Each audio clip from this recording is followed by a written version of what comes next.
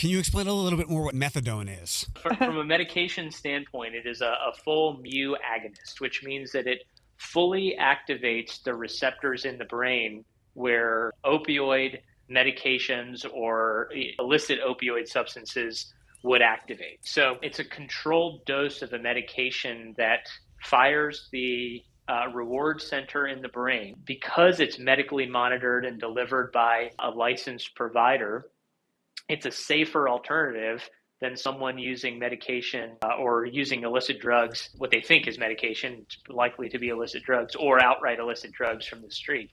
And so what medication does, like with any chronic condition, is provides a stabilizing impact on brain chemistry, on brain functioning, and then all of the other various physiological symptoms that can come with withdrawal or things like that. And so what methadone is it's an FDA-approved medication for the treatment of people with opioid use disorder. It provides a stabilizing impact on brain functioning and allows the person to have some space to do the work of psychotherapy and counseling.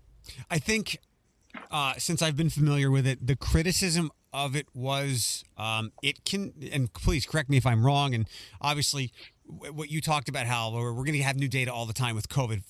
For the love of everything, we should all know that with the world that we live in now, more information, as more of it comes out, we're going to be able to make better conclusions. I think one of the early criticisms of methadone I heard was that it too can be addictive, and you're maybe swapping one addiction for another. But I know you said that this is administered by a health professional. But can you talk a little bit about the criticisms of methadone?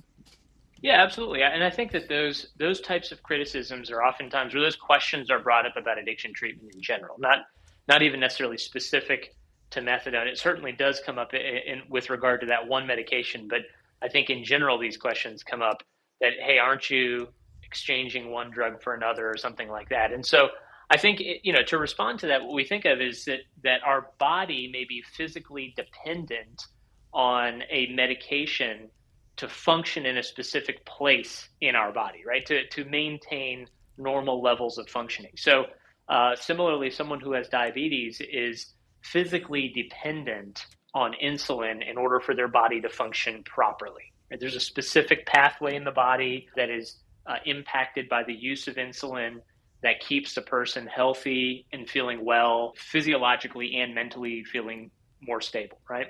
And so similarly, methadone or buprenorphine products function inside of a person's body to stabilize pathways. Obviously, different pathways. These are pathways in the brain, but they provide a stabilizing impact. So the body is using the medication to achieve that stability, but the person is not addicted to the medication, just like someone with diabetes is not addicted to their insulin.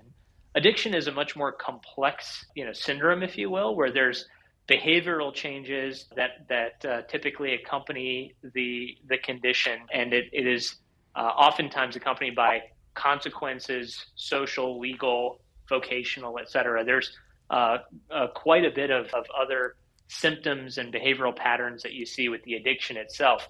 Whereas someone, if they're receiving medication, they actually can live a quite fulfilling life and be an integrated member of their family, be a productive employee at their job. And again, it's really more about stability and health at that point than anything else.